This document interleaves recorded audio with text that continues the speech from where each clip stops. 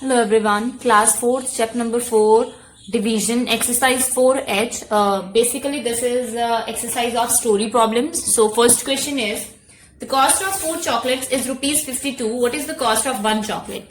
As I told you everyone, if we know the cost or some value of more numbers and we have to find value of single और one number then we will divide. ठीक है, यहाँ पे हमें 4 chocolates की cost पता है, वो है ₹52 and the cost of 1 chocolate will be 52 divided by 4. So 52 divided by 4 it becomes 13. So ₹13 is the cost of 1 chocolate. This is answer, right? And next question is, Manish has ₹84. The cost of 1 pencil box is ₹14. How many pencil boxes can Manish buy for ₹84? So everyone, here we have a question in which Manish has ₹84 और एक pencil box की कीमत क्या है? 14 rupees है और हमारे पास मनीष के पास 84 रुपीज है. उसे कितनी पेंसिल बॉक्सेस मिलेंगी 84 रुपीज में? ये फाइंड आउट करना है. So everyone, number of pencil boxes can be buy in ₹14. अब देखो मैंने ऐसे क्यों नहीं लिखा कि कॉस्ट ऑफ 1 पेंसिल बॉक्सेस, ये भी लिख सकती थी cost of 1 pencil boxes ₹14. That is also right. मैंने ऐसा क्यों लिखा है? क्योंकि मेरी थ्योरी ये है कि जब भी मुझे जिस चीज की वैल्यू निकालनी होती है मैं उसे इस साइड रखती हूँ. ठीक है, मुझे पेंसिल बॉक्सेस की वैल्यू चाहिए थी तो मैंने पेंसिल बॉक्स को इस साइड रखा. ₹14 में कितनी पेंसिल बॉक्सेस आएंगी? 1 पेंसिल बॉक्स. यहाँ पे आप पेंसिल बॉक्स भी लिख सकते हो साथ में. ठीक है, सो वो मेरी मतलब थिंकिंग ऑफ माइंड ऐसा है कि मुझे आदत है जब भी मुझे जिस चीज की वैल्यू निकालनी होती है मैं उसे राइट साइड पे रखती हूँ.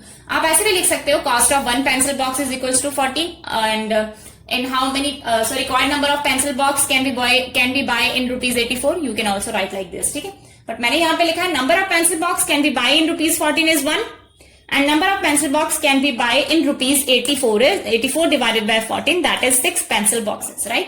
6 हमने इसको डिवीजन भी यहाँ पे शो किया. 14 6 84 होता है, so 6 pencil boxes आंसर.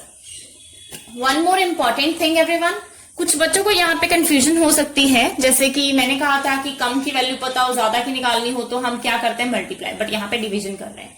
सो इसमें मैं एक चीज आपको बता दूं, जैसे कि हमारे पास कुछ क्वेश्चन होते हैं, हमें एक चीज की वैल्यू पता है. I will not use here word कम. जब हमें किसी एक चीज की वैल्यू पता होती है, हमें ज्यादा की निकालनी है तो हम मल्टीप्लाई करते हैं. ठीक है, ये चीज याद रखनी है. बट यहाँ पे क्या था? यहाँ पे हमारे पास 14 रुपीज की एक पेंसिल बॉक्स थी. ओके, तो हमें 84 रुपीज में कितनी पेंसिल बॉक्स आएंगी वो निकालना था. तो हमें यहाँ पे क्या करना है? Division. So let's do next question. Sorry, the cost of 1 pen is ₹18. How many pens can be bought for ₹648?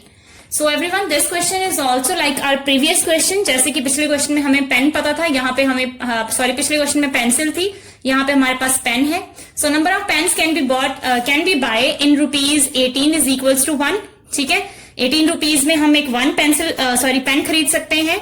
So how number of pens can be buy in ₹648? तो 648 रुपीज में हम कितने पेन्स खरीद सकते हैं? 648 डिवाइडेड बाई 18. सो हमने 18 से divide किया. 18 3s are 54, then we have 108, then 18 6s are 108, right? So हमारे पास 36 आ गया. So answer is 36 pens, right? So let's do next question. Rakesh distributed ₹875 among 25 children equally. How much money did each child get? So Rakesh have total amount is equals to ₹875. Number of children 25 children. Each child get 875 divided by 25. So 25 3s are 75. 87 minus 75 12. 5 नीचे उतारा 125. 25 5s are 125. So the answer is ₹35. मतलब कि her child को कितने पैसे मिलेंगे? 35 rupees मिलेंगे. So fifth question is, the total number of seats in a train is 576 and there are 8 compartments. All the compartments have the same number of seats. How many seats are there in each compartment? So it means total number of seats in a train. Train में total number of seats हैं 576. Total number of compartments हैं 8. Number of seats in each compartment मतलब कि each compartment में हमारे पास कितनी seats हैं? So we will divide here. 576 divided by 8. 8 7s are 56. Then 7 minus 6 is 1. Then we will 6 को यहाँ पे हम नीचे ले जाएंगे. Then we have 16 and 8 2s are 16. Right? So 72 everyone. We have 72 seats in each compartment. ठीक है, हमें टोटल ट्रेन की सीट्स पता थी और हमें एक कंपार्टमेंट की निकालनी थी, तो हमने क्या किया, divide. So our next question is sixth question. A computer operator composes 1800 words in 24 minutes, and how many words does he compose in 1 minute? So we have everyone, words composed in 24 minutes is 1800 words. Words composed in 1 minute is equals to 1800 divided by 24, right? So 24 sevens are 168. तो यहाँ पे minus करके 12 आया, 0 पर से उतारा, बन गया 120. 24 5s are 120. So we have 75 words. Answer is 75 words. So seventh question is, a candle factory produces 1792 candles in a week. Find the number of candles produced in each day.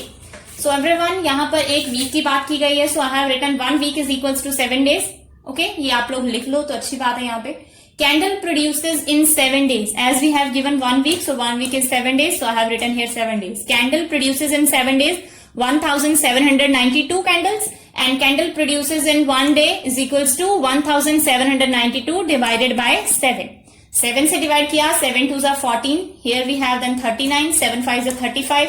Then 39 minus 35 we have 4, and there is 2, 42. Then 7 6 are 42, right? So the answer is 256 candles. So candle factory produces 256 candles in 1 day, right? So next question, we have 8th question. So our 8th question is really tricky, we can say, क्योंकि यहाँ पे हमें multiply भी करना है. So let's read the question first. The question is, the cost of 4 kg of sugar is rupees 676. Find the cost of 1 kg sugar. Also find the cost of 15 kg of sugar. So everyone, first of all we know the cost of 4 kg sugar is rupees 76. तो जब हमें 1 kg की cost निकालनी है, cost of 1 kg sugar, that is 76 divided by 4. 76 को 4 से divide किया तो हमारे पास आ गया 19 रुपीज 19. इसका मतलब है कॉस्ट ऑफ 1 kg शुगर कितनी आ गई, 19. उसके बाद उसने क्या कहा है, कॉस्ट ऑफ 15 kg शुगर भी निकालनी है. तो cost of 15 kg sugar is 19 multiply 15. ठीक है, तो यहाँ पे मल्टीप्लीकेशन की है. Answer is 285. पहले कॉस्ट ऑफ 1 kg शुगर निकालो, फिर कॉस्ट ऑफ 15 kg शुगर निकालो, right? So answer is 285. So next question, 9th question is, so in 9th question we have 25 packets can be packed in a carton. How many packets are there in 124 such cartons? Also find how many cartons are needed to pack 1575 packets, 1575 packets. So everyone, 2 questions, यहाँ पे भी include 2 questions हैं. First of all हम इतना पहले ही discuss करते हैं. Number of packets in 1 carton is 25 packets, and number of packets in 124 cartons, 125 multiply 25, this is multiplication करके हमारे पास आया 3100 पैकेट्स. तो इसका मतलब ये है कि एक कार्टून में 25 पैकेट्स थे, तो 124 कार्टून में कितने पैकेट्स होंगे, 3100. उसके बाद क्वेश्चन है, number of cartoons use to pack 25 packets. अब 25 पैकेट्स को यूज करने के लिए कितने कार्टून्स चाहिए, 1 कार्टून. मैंने जैसे कि आपको पीछे बताया था, जिस चीज की वैल्यू निकालनी होती है मैं हमेशा उसे राइट साइड पे रख देती हूँ. तो यहाँ पे हमें निकालना था कार्टून, तो मैंने कार्टून को इस साइड पे रख दिया. Number of cartoons use to pack 25 packets is equals to 1, and number of carton used to pack 1575 packets. So 1575 divided by 25. Everyone, मैंने ये वाली डिवीजन यहाँ पे करनी है, मैंने जगह नहीं थी तो मैंने यहाँ पे कर दी है. ठीक है, सो 25 को जब मैंने 1575 से डिवाइड किया, so we have 63. So it's answer is 63 cartoons. Okay, so this is question number 9. So let's do question number 10. So last question, 10th question of this exercise is, a toy manufacturing company has to pack 6000 toys in boxes to Sandet dealer. Each box can hold only 25 toys. How many boxes are required to pack all the toys? So everyone, number of boxes need to pack 25 toys, one box. ठीक है, यहाँ पे 1 box पे लिख सकते हो आप. And number of boxes need to pack 6000 toys. मतलब कि 25 टॉयज को पैक करने के लिए 1 बॉक्स चाहिए. तो 6000 टॉयज को पैक करने के लिए कितने बॉक्सेस चाहिए, 6000 डिवाइडेड बाय 25. सो 25 से डिवाइड किया हमने. यहाँ पे आप लोग देखोगे 25 2s are 50. सो हमारे पास यहाँ पे नीचे एक 0 उतारा, बच्चा 100. 25 4s are 100. तो ये 0 जो हमारा है यहाँ पे, मैंने आपको पहले भी एक बार बताया था डिवीजन में, जब लास्ट वाला कोई नंबर हमारे पास नीचे आ जाता है, कुछ नहीं बच रहा, उसको हम रिमाइंडर नहीं लेते. रिमाइंडर तब लेते हैं, राइट, जब हम यहाँ पे एक जीरो लगा देते हैं, ठीक है। तो जीरो को अब सीधे रिमाइंडर तो लिख नहीं सकते, तो अभी यहाँ पे एक जीरो हमने ऊपर लगा दिया, सो 0 0 क्रॉस, ठीक है। So the answer is 250 boxes. Hence our last exercise of this chapter is complete 4H, ठीक है। If you have any query please contact me and you can subscribe my channel mathematics Prashar also. Thank you so much everyone.